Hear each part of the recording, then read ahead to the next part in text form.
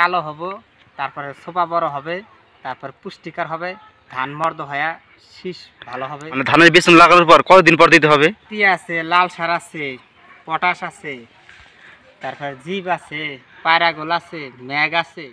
আসসালামু আলাইকুম সম্মানিত কৃষক ভাই ও বন্ধুগণ, আপনারা যেখান থেকে আমার এই ভিডিওটি দেখতেছেন সকলকে জানাই আন্তরিক শুভেচ্ছা ও অভিনন্দন।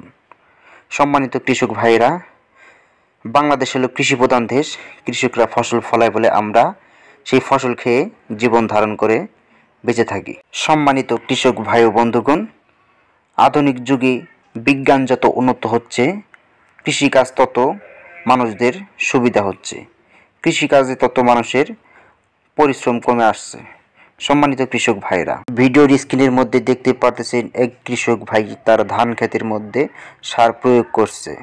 সো আজকে আপনাদেরকে আমি দেখাবো যে ধান ক্ষেতের মধ্যে কতটুক জায়গায় কতটুক পরিমাণ সার প্রয়োগ করবেন এবং সার প্রয়োগ করার ফলে ক্ষেতের কি উপকার হবে, সেই উপকার সম্পর্কে কৃষক ভাইয়ের মুখ থেকে সরাসরি আমরা শুনে নেই। তাহলে চলুন কথা না বাড়িয়ে কৃষক ভাইয়ের মুখ থেকে শুনি।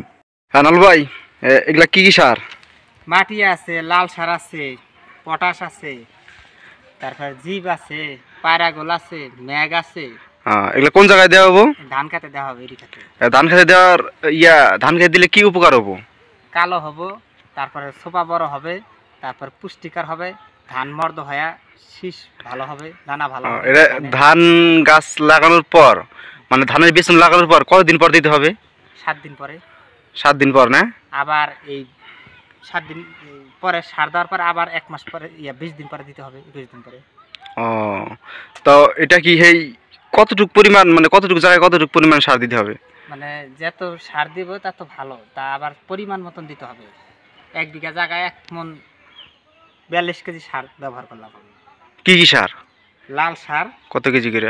লাল সার 10 কেজি, জীব 10 KG, Matia 10 KG, Matia 12 KG, সাদা 10 কেজি। সম্মানিত কৃষক ভাই বন্ধুগণ, আপনারা এই কৃষক ভাইয়ের মুখ থেকেই শুনলেন যে 1 বিঘা জমিনের মধ্যে 1 বিঘা জমিন ধান ক্ষেতের মধ্যে কতটুকু পরিমাণ কি কি সার প্রয়োগ করবেন এবং কতদিন পর সার প্রয়োগ করবেন। সো আজকের মতো ভিডিও এখানে শেষ করছি। সকলে ভালো থাকবেন, সুস্থ থাকবেন। আল্লাহ হাফেজ।